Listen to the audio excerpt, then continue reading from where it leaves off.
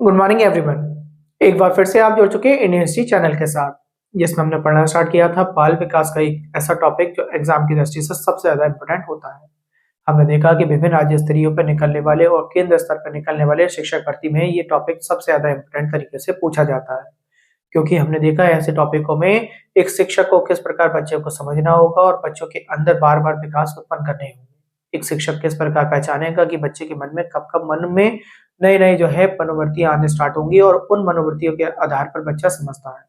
ये सभी बातें हमने अपने पिछले लेक्चर पर एक दूसरे के आधार को एक दूसरे के मनोवैज्ञानिकों के जो उनके एक्सपेरिमेंट रहे होंगे उन एक्सपेरिमेंट से हमने सीखना स्टार्ट करा।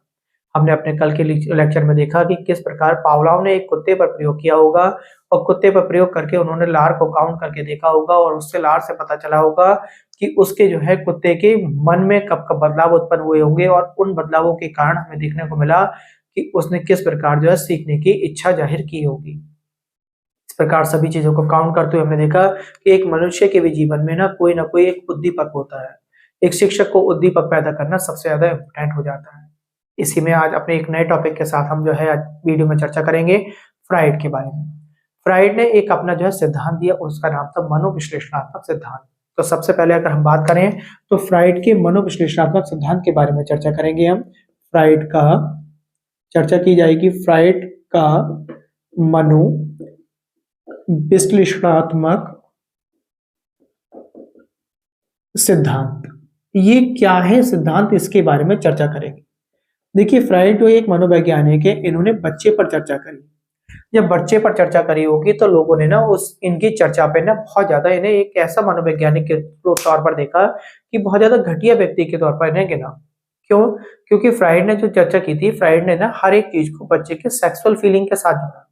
तो सबसे पहले आपको ध्यान रखना होगा, सेक्सुअल फीलिंग के साथ जोड़ने वाले जो अगर कोई भी आपके जो मनोवैज्ञानिक रहे तो उनमें सबसे पहले अगर आएंगे तो फ्राइड आएंगे। उन्होंने बताया कि बच्चे के अंदर धीरे-धीरे यही फीलिंग्स कैसे जो है अपने आप में उतार-चढ़ाव बढ़ती रहती हैं। किस समय जो है बहुत तेजी से ये फीलिंग्स बढ़ती हैं और किस समय जाके ये बहुत ज़्यादा कम होने लगती हैं। बाद में अगर लोगों ने जब निष्कर्ष निकाला ना, तो लोगों ने निष्कर्ष निकालने के बाद ये सोचा कि कहीं न कहीं फ्राइड अपने तौर पर सही भी थे। उन्होंने बताया कि हर एक व्यक्ति जो होता है ना, अपने आप को अच्छा बनाने की प्रवृत्ति दिखाता है। अपने आप को ना अच्छा बनाने को दिखाएगा कि मैं बहुत अच्छा हूँ। किसी को आप 1 बार में या 2 बार में जज नहीं कर पाएँगे। ठीक, मगर सत्य कुछ और ही होता है, उसके पीछे छुपा हुआ रहेगा। आप जब शादी करते हैं तो शादी करते समय अगर आज के माहौल में देखें तो लड़का और लड़की जब एक दूसरे को एक बार में देखते हैं तो एक बार में देखने के बाद हम उसके बाहरी स्वभाव को तो पहचान सकते हैं, बट उसका आंतरिक स्वभाव क्या है उस बारे में हम बिल्कुल चर्चा नहीं कर पाते एकदम तेजी से। हम देखते हैं जब पति पत्नी जब साथ साथ रह रहे होते हैं तब पता चलता है कि मेरी पत्नी की आदत किस प्रकार है या उसके पति की आदत किस प्रकार है। उन आदतों को हम धीरे धीरे एक साथ रहने के बाद पहचानना स्टार्ट करते हैं। आपने देखा होगा एक बहुत अच्छी फ़िल्म थी, आपने मूवी देखी होगी टाइटैनिक। उसमें देखा होगा एक इतना बड़ा पानी वाला जहाज भी जो है केवल एक ऊपरी जो दिखावा था उसके कारण जो है डूब गया। कैसे डूब गया हमने देखा, एक आइसबर्ग था जिसका हमें जो है लगभग 1/10वां हिस्सा ही दिखाई दे रहा था और उसके 9 हिस्से जो थे वो उसके आइसबर्ग के पानी के नीचे दबे हुए थे। और जो पानी के नीचे थे, जो उसका जो पायलट रहा होगा वो पायलट आसानी से उन चीज़ों को देख नहीं पाया, भाप नहीं पाया, जिसके कारण वो जो इतना बड़ा जहाज उससे टकराया और टकराने के बाद उसमें छेद हुआ और छेद होने के साथ-साथ उसमें पानी की मात्रा भर गई और उससे इतना बड़ा पानी का जहाज भी डूब गया। तो हमने इससे क्या समझा? इससे हमने ये समझा कि जो हमें दिखावा किया जा रहा है, वो सही है या गलत है, धीरे-धीरे ही उस चीज़ को हम पहचान सकते हैं। हमें जज करना सबसे ज़्यादा इम्पोर्टेंट हो जाता है। तो अगर आज की बात करें हम, तो फ्राइड एक ऐसे पहले व्यक्ति थे जिन्होंने जो है कि बाल्यावस्था के अनुभवों पर को वयस्क व्यवहार के साथ जो जोड़ना स्टार्ट करा है। यानी बच्चे को जो है धीरे-धीरे बच्चा बड़े होते-होते जो वयस्क बन जाएगा, बड़ा हो जाएगा, तो उन्हें ना चेतना का आधार बताया है। तो उन्होंने क्या है, आप ध्यान रखना, फ्राइड एक पहले ऐसे मनोवैज्ञानिक थे जिन्होंने जो है बच्चे के अनुभव को, जो बाल्यावस्था के अनुभव होते हैं ना, को वयस्क के साथ में जोड़ा है। ठीक, जो बच्चा था बच्चे को वयस्क के साथ में जोड़ा है और दिखाया उन्होंने कि किस तरीके से उनके अंदर चेतना का विकास होता है। चेतनता का विकास की बात करें तो उनके मन में कैसे-कैसे चीजों को आगे बढ़ेंगे। ठीक है, तो फ्राइड ने किस पे बात करी? व्यक्ति के जो है व्यवहार के बारे में, एक बच्चे के व्यवहार के बारे में लेते हुए चले और कहाँ तक चले? वयस्क के तक चले होंगे। तो इनकी अगर संरचना की बात करें तो इन्होंने अपनी संरचना में 2 प्रकार के व्यक्तित्व संरचनाएं दी हैं। देखिए 2 प्रकार के व्यक्तित्व संरचना क्या रही होगी। ठीक है, व्यक्तित्व संरचना की बात करेंगे हम। व्यक्तित्व संरचना क्या थी इसके बारे में चर्चा करेंगे। देखिए दो प्रकार की बताई इन्होंने, पहला पार्ट और दूसरा पार्ट, दोनों को हम डिटेल में समझना स्टार्ट करेंगे। देखिए चर्चा की बात करें तो सबसे पहले अगर बात करें तो बताया इन्होंने टोपोग्राफिकल, टोपोग्राफिकल बताया और दूसरा वाला बताया डायनामिक। डायनामिक मतलब स्ट्रक्चरल भी कह सकते हैं। पहला वाला क्या हो गया, टोपोग्राफिकल हो गया। टोपोग्राफिकल ग्राफिकल में भी तीन चीजों की चर्चा की गई, टोपोग्राफिकल, ग्राफिकल, और तीसरे की बात करें तो मैंने बताया आपको डायनामिक। ये किस प्रकार बात करते हैं। देखिए टोपोग्राफिकल में अगर हम चर्चा करें तो हमने बात करेंगे चेतन की, चेतन के साथ साथ अर्धचेतन की, अर्धचेतन के साथ साथ अचेतन की। ठीक, इसमें अगर बात करें तो वो किस में आएगा, चेतन हो गया आपका, चेतन के साथ साथ अर्धचेतन हो गया आपका, अर्धचेतन की बात हुई हमारी, अर्धचेतन, अर्धचेतन के साथ साथ अगर हम बात करें तो तीसरा हो जाएगा आपका चेतन के बारे में बात होगी। ठीक, और डायनामिक की अगर बात करें, डायनामिक में यानी स्ट्रक्चरल में देखें तो एक तो बात हो जाएगी इद की। एक बच्चे के अंदर ना जब छोटा बच्चा होता है तो उसके अंदर इद भरा हुआ होता है। इद का मतलब हो गया आत्मसुख। आत्मसुख का मतलब, मैंने कहने का मतलब है कि छोटा बच्चा जो होता है वो किसी न किसी तरीके से अपने में ही खुश रखने की कोशिश करता है। ठीक है, छोटे बच्चे के अंदर जो है जो भी आनंद होगा, आनंद का व्यवहार होगा वो अपने मन में ही होगा। फॉर एग्जाम्पल अगर उसने एक सिक्का भी ले लिया ना तो सिक्के को क्या करेगा, वो मुंह में देता रहेगा। उस सिक्के के मन मतलब मुंह में देने से क्या हुआ, वो अपने आप में खुश है। ठीक है, उसके बाद अगर हम बात करें तो सबसे पहले अगर इसमें बात करेंगे तो इद की बात करेंगे। उसके बाद बात करें तो ईगो की बात कर सकते हैं कि बच्चे के अंदर ईगो होती है, अपने काम को जो है वो रियलिटी मानेगा और दूसरे के काम से कोई मतलब नहीं होगा। उसके अंदर एक ईगो की भावना होगी। और धीरे धीरे अगर हम डायनामिक में और बात करें तो एक और ईगो बढ़ जाती है जिसे हम सुपर ईगो करके बोलते हैं। क्या बोलते हैं, सुपर ईगो। सुपर ईगो में ना हमने देखा है कि ऐसे व्यक्ति बहुत कम होते हैं जिनके अंदर सुपर ईगो होती है। ये क्या करते हैं, ये अपने आप में ना इनका मन में जो बल होता है वो नैतिक बल बहुत ज्यादा हाई फाई होता है सुपर ईगो का। जैसे कि हमने कहा क्रांतिकारी हो गए, क्रांतिकारी हो गए, अपने आप को इन्होंने ना, क्रांतिकारियों ने क्या करा, जीवन को बिल्कुल मृत्यु की ओर ले गए। और बहुत सारे क्रांतिकारी ऐसे थे कि कहीं ना कहीं जो है अंग्रेजों के समय में फांसी भी चढ़ गए। केवल उनमें क्या था, उनमें सुपर ईगो था अपने देश के लिए। ठीक, उन्हें कुछ भी पसंद नहीं था। अगर उन्होंने कहा कोई अंग्रेज अगर सही कार्य भी कर रहा है तो उन्हें केवल ये दिखाई दे रहा है कि बाकी जो अंग्रेज हैं वो किसी न किसी प्रकार से हमारे देशवासियों को परेशान भी कर रहे हैं। तो उनके अंदर सुपर ईगो था कि अपने ईगो के कारण ही उन्होंने अपना अस्तित्व खत्म कर दिया। तो ये बात आपको क्लियर हो गई होगी। ठीक है, आपने क्या सीखा, आपने सीखा कि फ्राइड पहले ऐसे व्यक्ति थे जिन्होंने जो है बाल्यावस्था के अनुभवों को वयस्क व्यवहार तथा चेतना के आधारों को बनाया होगा।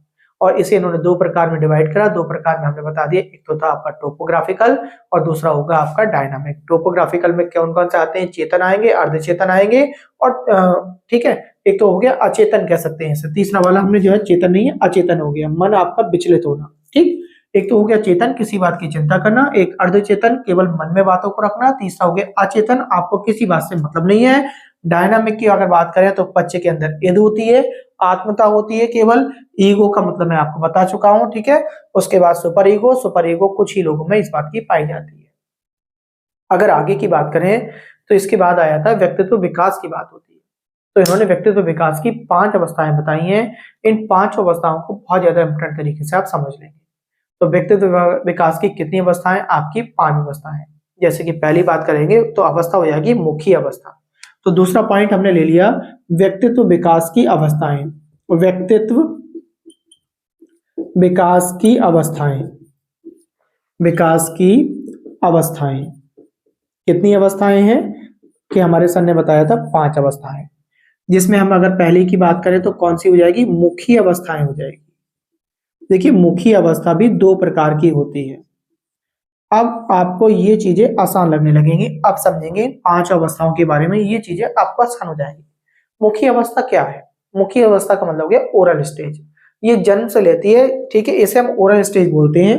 ओरल स्टेज, ओरल स्टेज, और ओरल स्टेज जो होती है हमारी कहाँ से होती है, ये जन्म से स्टार्ट होगी, बच्चे के जन्म से लेके 8 महीने तक पाई जाती है। आप इस तरीके से याद भी कर लेंगे, जन्म से 8 महीने तक रहेगी। ठीक है, इसमें क्या है, इसमें ना जब पहले जो मुखी बोला है तो मुखी से ही आप समझ रहे होंगे, इसमें बच्चा ना सभी चीजों को अपने मुख में देता रहता है, चाहे वो अच्छी चीजें हो या बुरी हो। ठीक, तो आप ध्यान रखेंगे मुखी अवस्था में सर ने बताया कि इसमें क्या करेगा, बच्चा सभी चीजों को अपने मुख में देता रहेगा। ठीक है, मुख में दिया, मुख में देने के बाद यानी उन चीजों को क्या करता रहेगा, चूषण करता रहेगा, चूसता रहेगा, निकलने की कोशिश करेगा, निकलेगा। ठीक है, उससे क्या होगा, उसे एक आनंद की अनुभूति होती है। आपने देखा होगा छोटे छोटे बच्चे क्या करते हैं, सिक्का भी अगर उनके हाथ में आ जाए तो किसी न किसी तरीके से मुंह में डाला, मुंह में डालने के बाद उसे निकल जाते हैं। तो पहला वाला इसमें अगर मुख्य अवस्था में आपको ऐसा याद कर लेना, सर ने बताया था कौन सी अवस्था होगी, इसमें चूषण अवस्था होगी आपकी। चूषण अवस्था में बताया कि सर ने कि इसमें बच्चा क्या करेगा, किसी भी चीज को मुख में देगा और मुख में देने के साथ साथ उसे निगल भी लेगा, वो आपकी अवस्था कहलाएगी चूषण अवस्था। ठीक, ये बात आपको क्लियर हो गई होगी। अब दूसरी अवस्था इसी में एक और होती है, एक होती है इसमें मुखीय दंशन अवस्था।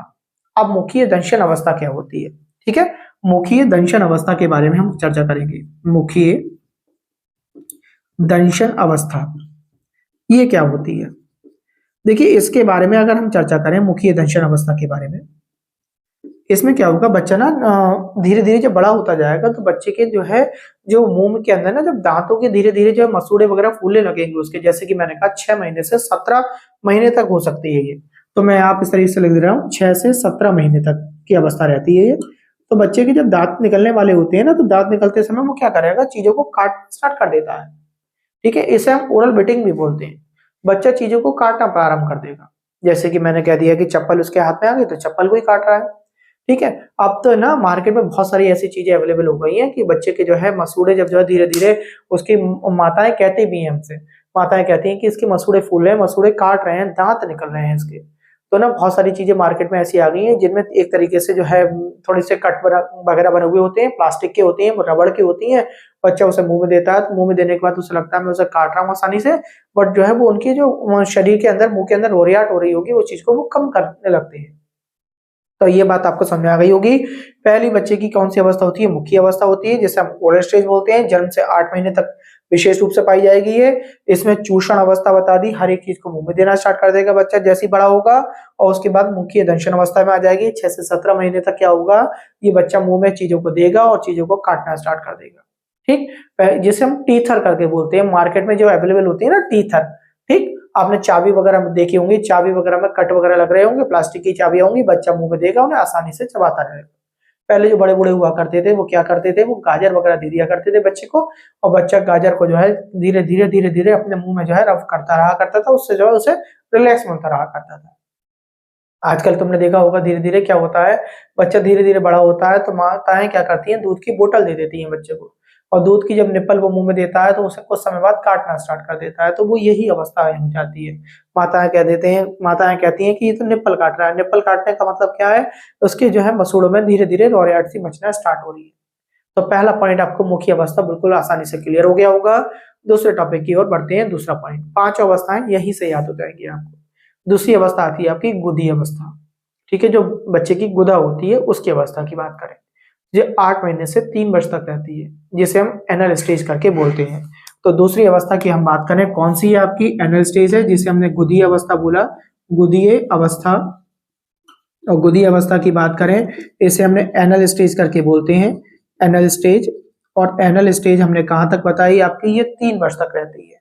इसमें क्या होगा, ठीक, कहां तक रहेगी, 3 महीने तक रहेगी। लगभग 8 महीने से ये स्टार्ट हो जाती है ये वाली अवस्था भी। ठीक है, 8 महीने से स्टार्ट होगी और 8 महीने से ये 3 वर्ष तक रहेगी, 3 वर्ष तक। इसमें क्या होगा, इसमें ना बच्चा क्या करेगा, धीरे धीरे आपने देखा होगा कि जो है बच्चा ना धीरे धीरे जब बड़ा होता है तो कहीं ना कहीं आप जैसे माताएं होती हैं, माताएं ना बच्चे को जो है सुसु कराने ले आ रही है, टॉयलेट कराने ले आ रही है, तो वहां पे उन्होंने बहुत देर तक उसे जो खड़ा रखा या बहुत देर तक जो है तरह तरीके के मुंह से आवाज निकालते रहे वो जो है बच्चों को पॉटी कराने के लिए, और बच्चे ने वहां जाके पॉटी नहीं करी। और कुछ समय बाद क्या हुआ, जैसे ही वहां से लेके आए, कपड़े पहनाए, कपड़े पहनाने के बाद बेड पे बैठा लो, बेड पे बैठाते ही उसने करना स्टार्ट कर दिया। ठीक, तो आप इस तरीके से समझ लेना, ये कौन सी होगी, गुदी अवस्था में वो उम्र हो गई जिसमें जो है बच्चा एक तरीके से जो है पॉटी करना स्टार्ट कर देता है, चीजों को गीला करना स्टार्ट कर देता है। इसमें भी आपके हम 2 भागों में समझाएंगे। इसमें पहला हो जाता है आपका गुदा निष्कासन अवस्था। ठीक है, गुदा निष्कासन अवस्था का मतलब है, निष्कासन मतलब निकालना, चीजों को बाहर करना। ठीक, माता से थोड़ा सा वो चिड़ावना टाइप का हो गया, माता की बात माता ने बहुत देर तक करता रहा, अपना गुस्सा कहाँ उतारा उसने, बच्चे ने गुस्सा उतारा तुरंत बेड पे जाके कि आपने इतनी देर तक मुझे वहां पे खड़ा रखा, और वहां पर उसने नहीं करी, और आते ही उसने क्या करा, बेड पर जाकर चीजों को कर दिया। ठीक है, आपने के कराने पर वो कार्य नहीं करा उसने। तो पहला वाला इसमें भी हम गुदी अवस्था में पढ़े, तो गुदा निष्कासन अवस्था करके आप ध्यान रखेंगे। कौन सी अवस्था है? गुदा निष्कासन अवस्था। और ये क्या होती है गुदा निष्कासन अवस्था? आपसे कोई पूछ ले तो आप बताएंगे गुदा निष्कासन अवस्था में बच्चे को जब आप पॉटी करा रहे होते हो तो बच्चा पॉटी उस समय तो नहीं करेगा, बट आपके जाते ही ना वो तुरंत आप जहां पे उसे सही जगह बैठा लोगे तुरंत आपका करना स्टार्ट कर देगा। इसके बाद दूसरे पॉइंट में इसी में बात करें तो वो हो जाता है आपका गुदा अवधारणा अवस्था। गुदा अवधारणा अवस्था क्या होती है? 1 से 4 वर्ष तक के बीच में ये देखने को मिलती है।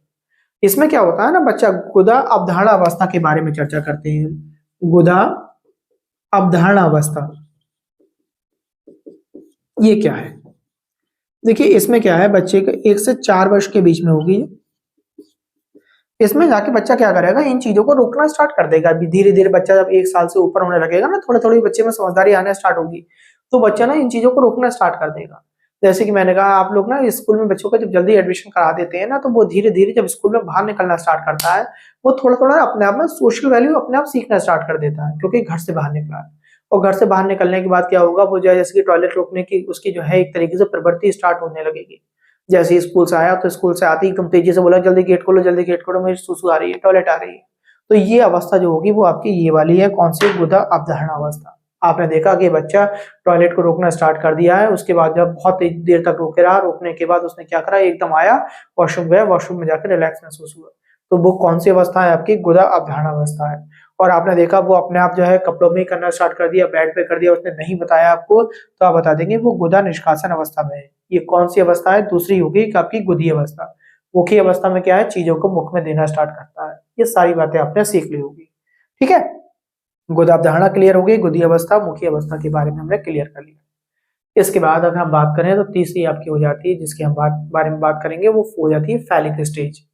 फैलिक स्टेज के बारे में बात करें तो लिंग प्रधान अवस्था होगी, ठीक है। लिंग प्रधान अवस्था होगी, फैलिक एज बोलते हैं इसे हम, ठीक। नंबर 3 आपके मैं बोर्ड पे ऊपर करके लिख देता हूं। इसकी जो होगी 2 पॉइंट हो गए आपके, फर्स्ट हो गया, सेकंड हो गया, थर्ड पॉइंट हमने बात करी। ये कौन सी है? फैलिक स्टेज है। फैलिक स्टेज का मतलब हो गया, मैंने आपकी लिंग वाली बता दी आपको, ठीक है। तो इसमें क्या होगा ना, ये अपोजिट लिंग जो होते हैं आपके, बच्चा ना इसकी ओर थोड़ा थोड़ा लिंग प्रधान अवस्था करके बोलते हैं इसे हम, लिंग प्रधान अवस्था। समझ लेते हैं ये क्या है। ये हर एक बच्चे में पाई जाती है, हर एक बच्चा जो है इस तरीके के लिंग प्रधान अवस्था में आता है। और बच्चा ना धीरे धीरे जब बड़ा होता है, तो आपने कभी कभी सुना है ना कि पापा जी उसे बहुत प्यार कर रहे हैं, मम्मी जी उसे बहुत प्यार कर रहे हैं, हमें नहीं कर रहे इस तरीके से, ठीक है। फैलिक स्टेज बोलते हैं, ये 3 से 7 साल में आती है, ठीक है। जैसे कि गर्ल्स जो होती है वो माता के साथ में जरा एकदम बड़ी तेजी से ना 3 से 7 के बीच की जो होती है वो मम्मी से बहुत चढ़ रही होती है। और पिताजी जो होते हैं वो जो है, मैंने कहा जो बॉयज होते हैं वो पिताजी से बहुत चढ़ रहे होते हैं।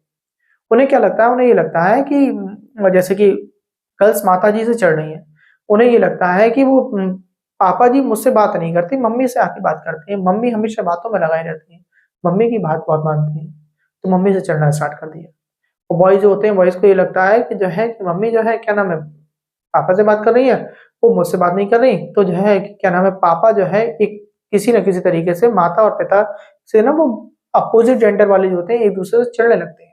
आपने भी करा होगा इस तरीके से कि मम्मी जो है, मम्मी ने कह दिया बोले पापा आए तब मैं तेरी शिकायत करूंगी, तो शिकायत करूंगी, तो उसने नहीं, मम्मी की बात बहुत मानते हैं पापा, तो मम्मी ही है जो भी कुछ है, तो मम्मी को कर लिया। ऐसी पापा से जो है कभी कभी जो है बच्चे अपने जो जैसे बॉयज होते हैं, बॉयज पिता से बहुत चिढ़ने लगते हैं।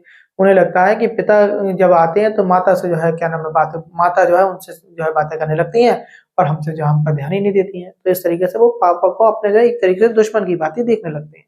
तो इस तरीके से अगर बात करें तो ये वाला कौन सा हो जाएगा, लिंग प्रधान अवस्था हो जाएगी। लिंग प्रधान में क्या होंगे, अपोजिट जेंडर से जब माता पिता बात कर रहे होंगे तो इन्हें लगने लगेगा कि माता पिता का ध्यान हम पे नहीं है, एक दूसरे की ओर है।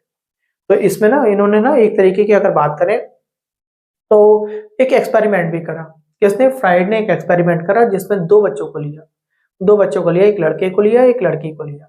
तो आपसे पूछ रहे इलेक्ट्रा कॉम्प्लेक्स की बात करें तो आप बता देंगे इलेक्ट्रा कॉम्प्लेक्स, इलेक्ट्रा नाम की एक लड़की थी, उस पर एक्सपेरिमेंट किया गया क्योंकि लड़की अपनी माता से चढ़ रही थी, तो इसे हमने क्या बोला, इलेक्ट्रा कॉम्प्लेक्स बोला। और लड़के के बारे में बात करें तो लड़के के बारे में बताएंगे आप ऑडिपस, ठीक है। उस लड़के का नाम क्या था, ऑडिपस था, तो इलेक्ट्रा कॉम्प्लेक्स आ सकता है और ऑडिपस कॉम्प्लेक्स आएगा। पहला वाला अगर लड़की में अगर बात करें तो हमने दोनों पे किया है, लड़की और लड़के पे, तो उसका लड़की का नाम क्या था, इलेक्ट्रा था, ठीक है। इलेक्ट्रा कॉम्प्लेक्स करके बोल सकते हैं हम इसे, इलेक्ट्रा कॉम्प्लेक्स, और लड़के के बारे में हमने बताया, लड़के का नाम क्या था, लड़के का नाम था ऑडिपस। ठीक, तो लड़के में आप लिख देंगे ऑडिपस, ऑडिपस कॉम्प्लेक्स। ठीक है, तो ये बात भी आपको क्लियर हो गई, वो तीनों आपको जेंडर बहुत आसानी से क्लियर हो गए होंगे। और कभी कभी ना इसी चीज से एक चीज और बन जाती है, आपसे बहुत पूछी जाती है ये भी। कभी कभी क्या है, आपसे बोल देता है कि बंधियाकरण की जो है चिंता जो होती है वो किस उम्र में देखने को मिलती है, या कौन से वाले सिद्धांत में देखने को मिलती है। तो बच्चा ना अपने आप को ना बंधु हुआ सा महसूस करता है, लड़कियां अपने आप को बंधुई महसूस करेंगी, यार हमें तो हर चीज जो है मम्मी पापा के साथ ही जो करनी होती है। और बच्चे लड़के कहेंगे, बोले पापा जी कह देते हैं कहीं नहीं जाओगे, ये है वो है, तो हम बंधुआ से बन गए। तो बंधियाकरण की जो चिंता होती है वो इस एज में होती है। ठीक है, ध्यान रखेंगे, इसी एज में लिंग प्रधान अवस्था में हमें देखने को मिलेगी बंधियाकरण। आपसे पूछ ले बंधियाकरण, बंधियाकरण, ठीक, बंधियाकरण की अवस्था किसमें देखने को मिलेगी, इसी उम्र में देखने को मिलेगी। ये बात भी आपको क्लियर हो गई होगी। ठीक, कौन सी एज चल रही है, 3 से 7 की चल रही है। ठीक, ये बात आपको ध्यान रखेंगे, एज में लिख देता हूं आपको, अगर आपको ध्यान ना रहे तो इसमें बता देंगे कौन सी उम्र है। ये आपकी 3 से लेके 7 वर्ष की उम्र होगी, 3 to 7 ईयर्स। इसके बारे में आपने चर्चा कर ली। 3 पॉइंट आपको बहुत आसानी से क्लियर हो गए। चौथे और 5वें पॉइंट की तरफ को बढ़ना स्टार्ट करेंगे हम। लिंग प्रदान अवस्था भी हमने समझ ली। इसके बाद होता है अप्रत्यक्ष अवस्था। लेटेंसी एज क्या होती है, अप्रत्यक्ष अवस्था उसे बोलते हैं लेटेंसी एज। ठीक, बच्चों की रुचि के बारे में बात होती है इसमें, अप्रत्यक्ष अवस्था लेटेंसी एज। चौथा पॉइंट हो जाएगा आपका अप्रत्यक्ष अवस्था, अप्रत्यक्ष अवस्था। ठीक, लेटेंसी एज ये क्या है, थोड़ा सा पहले इसे हम समझ लें। धीरे धीरे बच्चा बड़ा होगा, 5 से 12 साल की उम्र की ओर जब बढ़ रहा होता है तो बच्चे की जो रुचि होती है वो बाहर की चीजों में ज्यादा बढ़ने लगती है। साथियों के साथ खेलना स्टार्ट कर देगा, क्लास में जाएगा गप्पे लगाना स्टार्ट कर देगा, बातें करना स्टार्ट कर देगा। माता पिता द्वारा जो जितना भी जो है चीजें होती है ना, वो क्या होती है ना, एक तरीके से मैंने कहा माता पिता बहुत ज्यादा बच्चे के साथ में लगाव रखने की कोशिश करते हैं, और इस उम्र में जाके वो लगावपन धीरे धीरे खत्म करने लगता है। अब माता पिता उन्हें बार बार गोद में उठाने लगे तो उसे चिड़चिड़ा सा रहने लगा, क्या मुझे बार बार गोद में ले लेते हो। माता पिता जैसे छोटे बच्चों से प्यार करते हैं, उनके गाल पर जो है उन्होंने कहा प्यार कर लिया, तो ऐसी उम्र में जाके वो क्या करेंगे, अरे बिल्कुल गाल गंदा कर दिया मेरा, इस तरीके से हरकतें करना स्टार्ट कर देंगे। ठीक है, तो ये उम्र आपको अप्रत्यक्ष अवस्था क्लियर हो गई होगी। अप्रत्यक्ष अवस्था में आप समझ जाएंगे कि बच्चा जो है माता पिता के साथ में लगाव धीरे धीरे कम करने लगेगा, और रुचि जो है बाहर की चीजों में बढ़ाने लगेगा, साथियों के साथ खेलने लगेगा, गप्पे लगाने लगेगा। माता पिता के साथ जो प्रदर्शित प्रेम होगा उसे वो अच्छा नहीं लग रहा होगा, वो सम्मान की दृष्टि से देखेगा। अब जो है जैसे कि माता पिता का जो प्रेम होगा, माता को भी ना वो आप सम्मान करेगा, माता के साथ में जो है प्रेम नहीं करेगा इतना। ठीक, इस उम्र में जाके उसका बच्चे का जितना भी मन होगा ना वो बाहर की तरफ को बढ़ेगा, और बच्चे के अंदर से ना ये जो सारी चीजें हम देखते हुए आ रहे थे वो सारी चीजें ये खत्म हो जाएंगी, इन चीजों पर उसका ध्यान ही नहीं होगा, सारा का सारा ध्यान होगा बाहर की ओर। तो लेटेंसी एज पूछ रहे हैं आपसे, तो आप बता देंगे अप्रत्यक्ष अवस्था को लेटेंसी एज बोलते हैं, और इसकी उम्र जो होती है वो 5 से 12 होती है, 5 to 12 ईयर्स के बीच की आपकी ये उम्र रहेगी। ये बात भी आपको क्लियर हो गई होगी। 5वां पॉइंट, लास्ट टॉपिक के बारे में, पॉइंट के बारे में हम चर्चा करेंगे कि आखिर ये 5वां पॉइंट क्या रहेगा हमारा। तो ये होती है आपकी जननेंद्रिय अवस्था। जननेंद्रिय अवस्था, जेनिटल की बात करें, जेनिटल स्टेज होगी आपकी वो 12 से लेके 20 के बीच में रहेगी, क्योंकि 5 से 12 में आपकी ये वाली खत्म हो गई। तो जननेंद्रिय अवस्था क्या होगी उस पर चर्चा करेंगे हम। 5वां पॉइंट हो गया आपका जननेंद्रिय अवस्था। ये कहां से होगी, 12 से लेके होगी, 12 से लेके 20 साल तक के बीच में होगी। अब इसमें ना 12 से लेके 20 में भी हम दो भागों में इन चीजों को तोड़ेंगे। दो भागों में अगर तोड़े ना तो इसमें क्या होगा, एक तो होगा होमोसेक्सुअलिटी। होमोसेक्सुअलिटी जो होती है 12, 13, 14 साल तक का जो बच्चा होता है वो अपने सेम जेंडर में ही रहता है, लड़के लड़कों के साथ होंगे, लड़कियां लड़कियों के साथ होंगी, तो इसे बोलते हैं होमोसेक्सुअलिटी। तो आपसे पूछा जा सकता है होमोसेक्सुअलिटी की उम्र क्या है, 12, 13, 14, यानी 12 से 14 वर्ष तक उसकी होमोसेक्सुअलिटी मानी जाएगी। ठीक है, तो इसमें क्या है हमने बताया आपको, एक तो बता दिया मैंने कौन सी होगी, होमोसेक्सुअलिटी होगी, होमोसेक्सुअलिटी। ठीक है, सेक्सुअलिटी स्टेज होगी आपकी। ठीक, और ये कौन सी होगी, 12, 13 और 14 वर्ष की उम्र में देखने को मिलती है। और एक होती है आपकी हेट्रो। ठीक, पहली हो गई होमो और दूसरी हो जाएगी आपको हेट्रो हो जाएगी, हेट्रोसेक्सुअलिटी स्टेज, और वो स्टार्ट हो जाएगी कहां से, 15 से लेके आपके 20 तक आपको देखने को मिलेगी। इसमें क्या होगा, बॉयज जो होंगे वो बॉयज के साथ ही बात कर रहे होंगे, और गर्ल्स जो होंगी वो गर्ल्स के साथ ही बात कर रही होंगी। आप इस तरीके से समझ लेंगे। ठीक है, गर्ल्स गर्ल्स के साथ में होंगी। और इसमें जाके क्या होंगे कि बॉयज जो है वो आकर्षित गर्ल्स की तरफ को हो रहे होंगे, गर्ल्स जो है बॉयज की तरफ को हो रहे होंगे, ये आपको देखने को मिलेगा। तो ये बात आपको क्लियर हो गई होगी। ठीक है, जननेंद्रिय अवस्था के बारे में भी हमने सीख लिया, इसमें हमने क्या देखने को मिलेगा। इसके साथ साथ यही उम्र वो होती है जिसमें लड़के लड़कियां जो होते हैं एक दूसरे के साथ पढ़ाई भी कर रहे होते हैं। जैसे कि मैंने कहा तरह तरह की जो है मैंने आपसे कहा कि वो दिन में जो ख्वाब देखने होते हैं उस तरीके के ख्वाब भी देख रहे होंगे। ठीक है, लोगों की कहानियां सुन रहे होंगे, एक दूसरे की जो है अपने घरों की स्थितियां बता रहे होंगे। इसी उम्र में ये सारी चीजों को देखने को मिलेगा। जैसे हम दिवा स्वप्न करके बोलते हैं, दिन में सपने देखना कि मैं आगे जाके ये करूंगा वो करूंगा। तो ये सारी की सारी उम्र हमें आपको यहाँ ही देखने को मिलेगी 15 से 20 में जननेंद्रिय अवस्था में। ये सारे इन्होंने एक्सपेरिमेंट करे होंगे। इसी में अगर हम देखें तो हमसे पूछ लिया जाता है कि लड़कियों को लज्जापन की स्थिति जो होती है, जो लज्जाशील हो जाती है लड़कियां। पहले तो लड़कियां बहुत बकर बकर किया करती थी, बहुत बोला करती थी बचपन में, और धीरे धीरे जाके वो इतनी बदल गई कि जो आप बहुत कम कर दिया, सामने एक दूसरे के नहीं आ रही है, लड़कियां बड़ी संकोची हो गई। तो वो कौन सी उम्र है तो आप बता देंगे, जननेंद्रिय अवस्था है आपकी 12 वर्ष से 20 वर्ष के बीच में जाके ये चीजें उत्पन्न होना स्टार्ट हो जाती है। ये आपको बात क्लियर हो गई होगी। इसी के साथ में एक छोटा सा टॉपिक ले लेते हैं, मात्र 2 मिनट का टॉपिक। इसे बोलते हैं हम सामाजिक अधिगम सिद्धांत। ठीक है, तो सामाजिक अधिगम सिद्धांत आपसे पूछा जाता है। ठीक, ये क्या था इसके बारे में आपसे पूछी जाएगी। आपसे पूछा जाएगा कि इसका प्रतिपादन किसने किया है। ठीक, तो इसका प्रतिपादन के बारे में बात करें तो वाल्टर्स ने जो है इसका प्रतिपादन किया 1903। अब इन्होंने प्रयोग क्या किया, इन्होंने ना बच्चों को मूवी दिखाई, और बच्चों को जब मूवी दिखाई होंगी तो फॉर एग्जाम्पल इनसे बच्चों को से मूवी दिखाने के बाद बच्चों को प्रेरित करा, और प्रेरित करने के बाद देखा कि उनके अंदर सामाजिक अधिगम, समाज से कितना उन्होंने सीखा होगा। फॉर एग्जाम्पल मैंने कहा कि कोई एक हीरो था, उसने जो है कोई विलन था, उस विलन को मार दिया, और विलन को मारने के बाद में क्या हुआ, उसे जो है सरकार ने बहुत बड़े पुरस्कार से नवाजा। तो बच्चों को लगा कि जो है कि जो चीज अगर मैंने कहा कि जो गलत लोग होते हैं उन्हें अगर खत्म कर दिया जाए तो ये हमारे जो है समाज के लिए अच्छी चीज है, क्योंकि अच्छी चीज के लिए पुरस्कृत किया जाता है। एक दूसरी मूवी दिखाई गई, दूसरा व्यक्ति दूसरी तरीके से मूवी दिखाई गई, उसमें क्या हुआ कि एक हीरो ने ना किसी आतंकवादी को मार दिया और उसके बाद भी उसे जेल हो गई।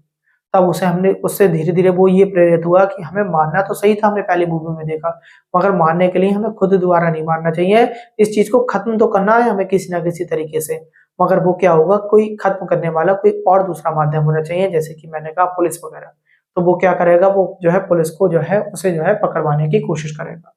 तो इस तरीके से क्या होगा, तो आप समझ जाएंगे सामाजिक अधिगम सिद्धांत क्या है। प्रतिपादन करने वाले वाल्टर्स थे, और वाल्टर्स के बारे में ध्यान रखेंगे। इसके साथ में बंडूरा करके भी बोलते हैं।